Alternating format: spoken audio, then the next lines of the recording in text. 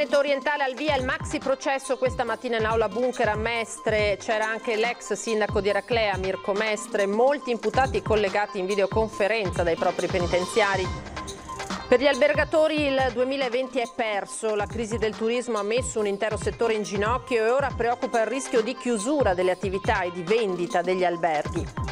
Siglato un protocollo tra gli enti bilaterali del turismo e del terziario e la Germania, previste misure anti-Covid per i clienti tedeschi che arriveranno nel territorio.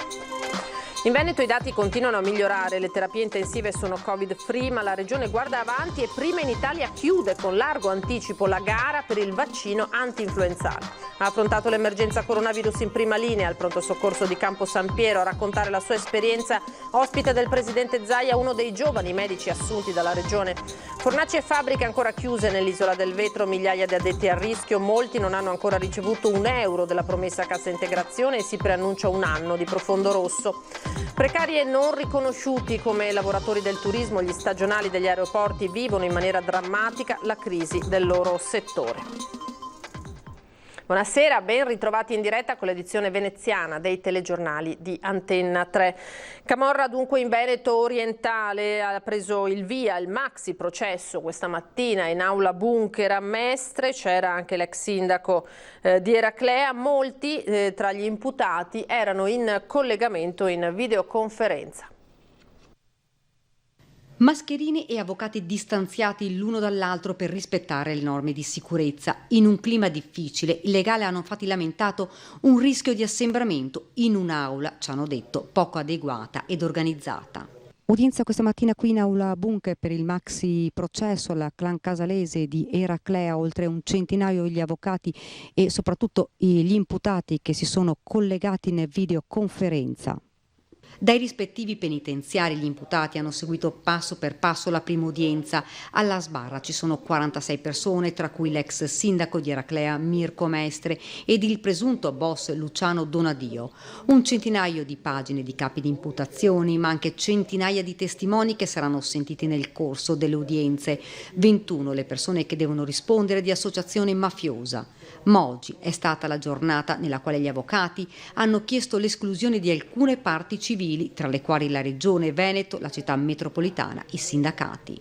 Per ragioni di forma, molto spesso, perché questi atti, secondo la nostra valutazione, hanno dei difetti, e per ragioni di merito in relazione alla fondatezza delle pretese risarcitorie. Non tutti, secondo noi, hanno diritto di chiedere quello che chiedono. Ricordiamo che secondo la DDA di Venezia il clan casalese ha dominato Eraclea per quasi 20 anni con estorsioni, minacce, accordi illeciti con la politica e l'imprenditoria locale. L'avvocato Gentilini, legale dei Donadio, padre e figlio, poi ha spiegato la posizione dei suoi assistiti.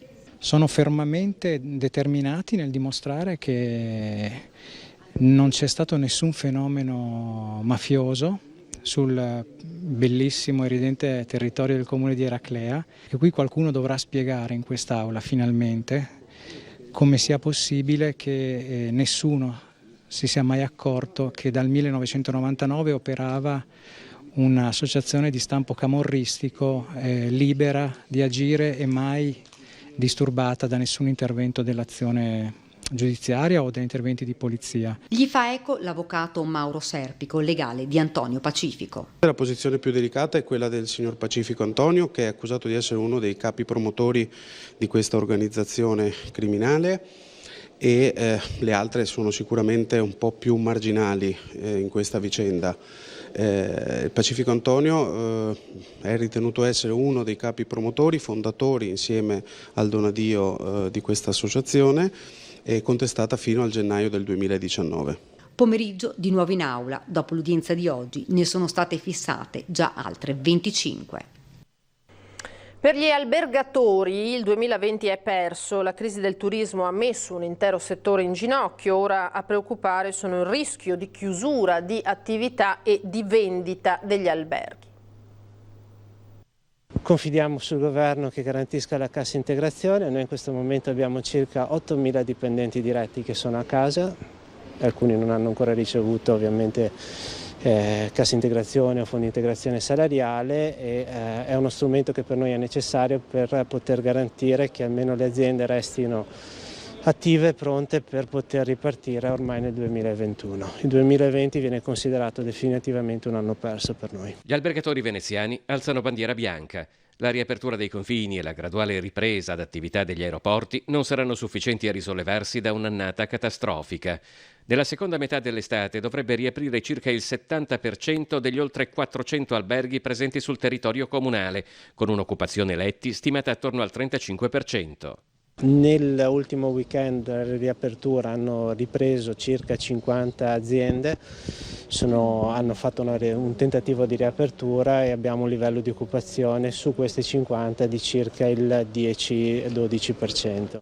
Il coronavirus presenta al settore un conto salatissimo perché non tutti gli operatori del settore alberghiero potrebbero riuscire ad arrivare al 2021.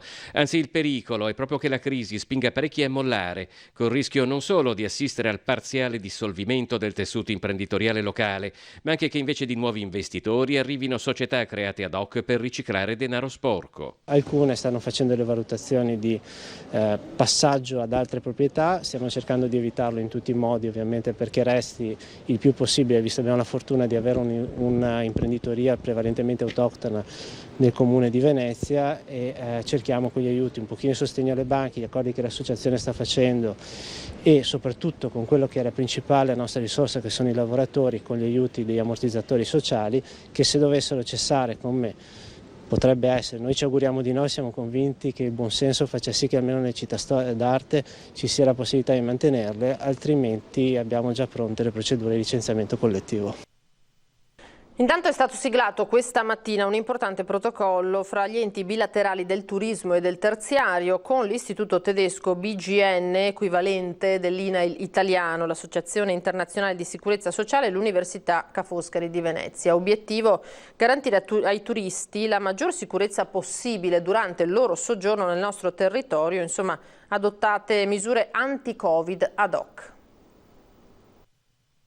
La parola d'ordine è ricominciare. Il lockdown ha messo in ginocchio l'intera economia. Venezia sta guardando avanti fra iniziative e progetti. Così gli enti bilaterali del turismo e del terziario hanno siglato un importante protocollo per garantire la sicurezza dei turisti tedeschi che arrivano nel nostro territorio.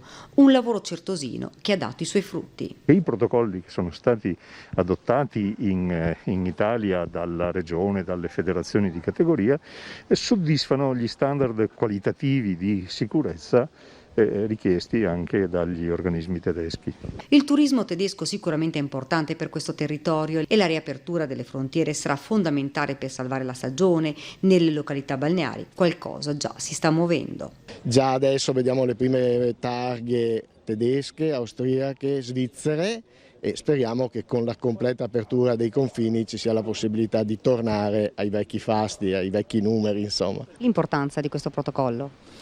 L'importanza di questo protocollo è approcciare il mercato tedesco come vogliono loro, insomma. Noi assicuriamo che le nostre camere, le nostre hall, le nostre spiagge, i nostri solarium siano sicuri secondo anche la loro normativa. Nel terziario sta tenendo bene il commercio alimentare. Alcune società, spiega Monica Zambon, hanno risposte ottime in termini di mole di lavoro e fatturato. Noi temiamo però su due versanti. Uno, ovviamente la situazione del retail, anche perché sappiamo che in questa crisi si è rafforzato e si è accelerato un percorso che era già iniziato, e cioè quello che privilegiava una sorta di acquisti online per quanto riguardano tutto quello che sta nel retail. Però sappiamo che ci sono imprese che ci stanno credendo, che stanno, come si può dire, che hanno già riaperto, che si stanno attivando per poter anche valutare nuove strategie. Questo protocollo per tutti è un ulteriore passo avanti. Fra l'altro sarà prevista anche un'app nelle strutture ricettive del commercio in cui il cliente potrà quotidianamente verificare il rispetto di quanto disposto dal protocollo stesso. Ora il punto stampa del presidente Zaia, si è parlato anche di vaccinazioni anti-influenzali. La curva dei contagi in Veneto continua a scendere, altrettanto confortanti i dati che arrivano dagli ospedali con le terapie intensive oramai Covid-free. Ma il Veneto guarda ai prossimi mesi e chiude in tempi record la gara per i vaccini anti-influenzali, aggiudicate 1.300.000 dosi. Siamo la prima regione d'Italia che ha chiuso la partita con l'aggiudicazione. Questo ci permette di attivare un programma. Chi volesse farsi il vaccino, ma sono tanti i veneti che si vaccinano, può ovviamente avere la tranquillità che i vaccini non arriveranno quando già l'autunno è iniziato, ma che abbiamo già chiuso questa partita. Ha ribadito che la somministrazione è volontaria. Tra gli obiettivi della Regione l'aumento fino all'80% della copertura per gli over 60 e oltre il 50% per le categorie a rischio 6 mesi 9 anni e ancora la vaccinazione per tutti gli operatori sanitari e per ospiti e lavoratori delle RSA. Il presidente Zaia ha poi risposto alla Fondazione Gimbe che nel suo monitoraggio settimanale ha segnalato in Lombardia, Campania e Veneto un calo nel numero dei tamponi effettuati superiore a 2000. Noi non abbiamo, la mia risposta è che comunque non abbiamo modificato minimamente il piano, punto. È sotto gli occhi di tutti, vedete che ogni giorno portiamo 11.000, 12.000 tamponi. Vi ricordo 780.000 tamponi, sono 8.019 anche oggi in più. Ma dire che noi facciamo 2.000 tamponi in meno. Intanto restano ancora delle partite aperte, a partire dalla data dell'inizio dell'anno scolastico, in qualche modo direttamente collegata a quello del voto per le regionali, e il governatore avverte. A meno che il governo non decida di lasciare la finestra e non darci mai la data, a quel punto noi convochiamo le elezioni il 20 di settembre. Cioè, se il governo pensa di lasciarci qui fino ad agosto prima di dirci la data, si sappia che i presidenti di regione lo hanno già detto, a questo punto convocano la prima data utile. Ad oggi noi non abbiamo segnali per avere una convocazione il 20 di settembre. Cioè, il Parlamento si sta discutendo di farlo ancora più in là. Regioni poi in attesa di conoscere anche i contenuti del nuovo DPCM, che dovrebbe entrare in vigore dal 15 giugno, quando scadrà quello attuale. Resta infatti ancora in sospeso la riapertura del settore spettacoli, di cui i governatori hanno discusso nel pomeriggio in videoconferenza. Sembra che il governo voglia procrastinare le aperture addirittura a metà luglio. Sto parlando delle discoteche, per dire, no? E quindi c'è tutto un ragionamento da farci. Altro fronte aperto con il governo è quello legato al corso di medicina a Treviso. Si è aperto un tavolo a livello nazionale per la partita del corso di medicina di Treviso. Sono già le convocazioni e cercheremo di trovare una soluzione. Noi non siamo guerrafondai su questa partita, abbiamo sempre detto che troviamo assurdo che si debba andare avanti la Corte Costituzionale per sancire un principio che a me sembra inviolabile. E ora, sempre dalla sede di Marghera, la testimonianza di uno dei giovani medici assunti dalla Regione. Noi dobbiamo accettare la lezione di quelle regioni virtuose come ad esempio il Veneto, che hanno pensato nel tempo a un sistema di salute pubblica ben coordinato e ben organizzato. Quindi ci vuole tempo per investire sul territorio, ci vogliono fondi, soprattutto ci vogliono risorse umane. Ospite del presidente Zaia nella sede della Protezione Civile Regionale di Marghera, Carlo Santucci è un medico di 34 anni che ha vissuto l'emergenza coronavirus al pronto soccorso di Campo San Piero. Originario del Lazio, è arrivato in Veneto grazie al bando della Regione per formare e poi assumere 500 medici, giovani professionisti che hanno affrontato l'emergenza in prima linea. La medicina è una missione, non è una professione, quindi lo si fa per sentimento. Non vogliamo nulla se non quello che ci spetta, cioè ricevere una formazione e soprattutto fare in modo che lo Stato avvalli le proposte virtuose delle regioni come il Veneto, che da anni si battono per la formazione indipendente. Appena un mese prima del suo arrivo, meno di un anno fa, Santucci ha salvato la vita ad una giovane mamma colpita da infarto su un treno, praticandole il massaggio cardiaco per 40 minuti, un gesto che gli era valso la nomina a Cavaliere dell'Ordine al Merito della Repubblica Italiana da parte del presidente Mattarella. Sicuramente la più grande energia, la più grande carica me l'ha data vedere quella bambina che stava piangendo per la mamma e non potevo assistere a una situazione così ingiusta, quindi dovevo cercare di fare il mio meglio e per fortuna che il mio meglio poi è coinciso con la salvezza della signora. Ora facciamo il punto sulla situazione dell'isola di Murano, dove si preannuncia un anno economicamente parlando di profondo rosso. Murano è un'isola in ginocchio, fabbriche e fornaci sono chiuse per la quasi totalità, le maestranze a casa, molti non hanno ancora ricevuto o hanno potuto incassare solo parzialmente la cassa integrazione.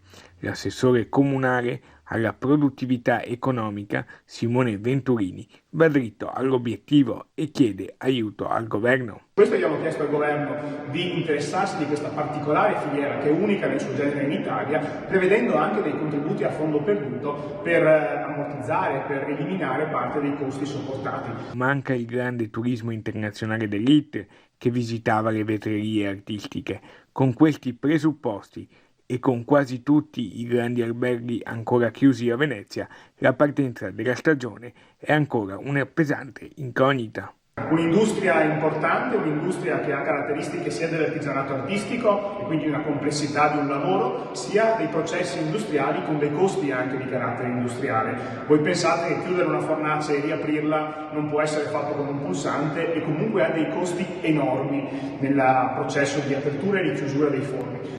Un processo particolarmente articolato. C'è poi un grandissimo lavoro da fare, ovviamente, su cui anche il Comune è impegnato e ha la sua parte in causa, di riportare il turismo a Venezia, riportarlo anche a Murano e fare un lavoro per rilanciare l'immagine del Made in Murano in tutto il mondo. E ora un'altra categoria in situazione drammatica, quella dei 1200 lavoratori stagionali dell'aeroporto.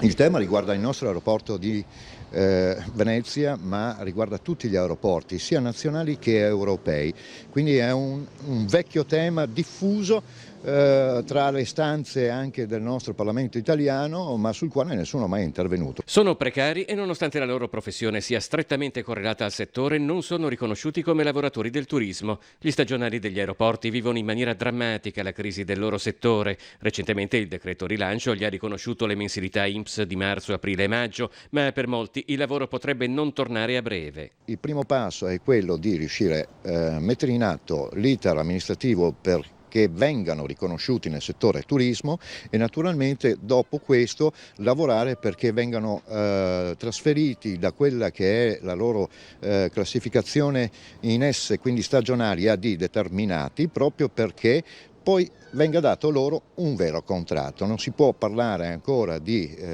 contratti di tipo stagionale dove abbiamo persone che sono lì da 10 anni, sono precari. Fratelli d'Italia si sta muovendo in questo senso su più fronti, compresa la presentazione di un'interrogazione alla Commissione europea, primo firmatario il veneto Sergio Berlato. Parliamo di circa 1200 persone che a mio avviso risponde a 1200 famiglie, quindi stiamo parlando di qualcosa di veramente importante e che probabilmente ripartiranno a lavorare dalla primavera del prossimo anno. Da qui al prossimo anno queste persone cosa gli facciamo fare? Come camperanno? Persone che lavorano all'interno dell'aeroporto per il trasporto delle valigie, nel bar, negli steward di terra, nell'handling, cioè stiamo parlando di tantissimi servizi che sono essenziali, fondamentali per il funzionamento dell'aeroporto. E ora la manifestazione di protesta di un centinaio di addetti al settore turistico. Hanno scelto la salute, luogo simbolo del centro storico, per far sentire al mondo la propria voce. Un centinaio di guide turistiche e accompagnatori del centro storico di diverse nazionalità, ma tutti residenti e lavoratori a Venezia, si sono dati appuntamento qui per un flash mob tanto suggestivo quanto drammatico.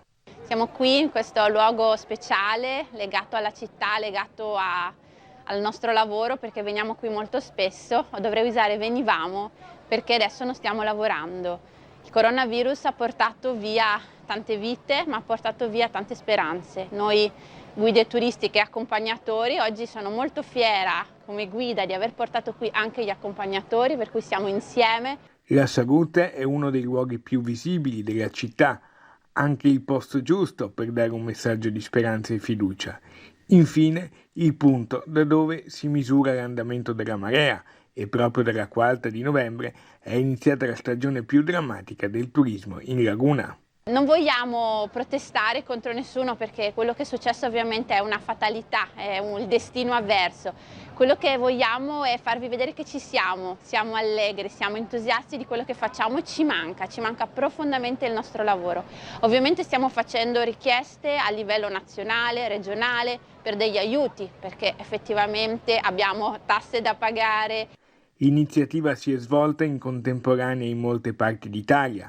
L'appello di Francesca Ranieri, a nome di tutti i colleghi veneziani, è sincero. Fate vacanze in Italia, ma chiamateci, avete bisogno di noi e noi abbiamo bisogno di voi. Noi vogliamo lavorare, vogliamo spiegarvi il nostro amore per la città, cosa significa Venezia. Venezia è una città complicatissima.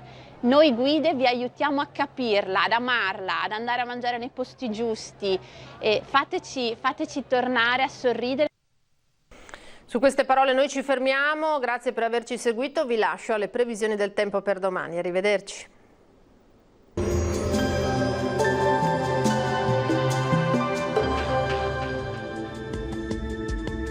Bentrovati al meteo. Pressione in aumento, il che significa una tregua soleggiata dopo una settimana in gran parte segnata dal brutto tempo. Vediamo il dettaglio di venerdì 12 giugno. Sul Veneto cambia lo scenario decisamente rispetto ai giorni scorsi, sarà infatti una giornata senza precipitazioni, con ampio soleggiamento e cielo sereno o al massimo poco nuvoloso. Temperature in ripresa, minime tra gli 11 e i 15 gradi, massime invece tra i 21 e i 27 gradi all'incirca. Stessa situazione anche sul Friuli Venezia Giulia, con tanto sole dappertutto, salvo per isolati acquazzoni pomeridiani sui rilievi. Temperature minime fino a 15 gradi, massime tra i 22 e i 24 gradi. E ci spostiamo infine sul Trentino Alto Adige, dove sarà anche qui bel tempo, su tutta la regione sarà soleggiato, solo con qualche innocuo annuvolamento. Temperature minime sui 12 gradi, massime invece fino a 24 gradi. Dal meteo di Antena 3 per ora è tutto, grazie per l'attenzione, arrivederci al prossimo aggiornamento.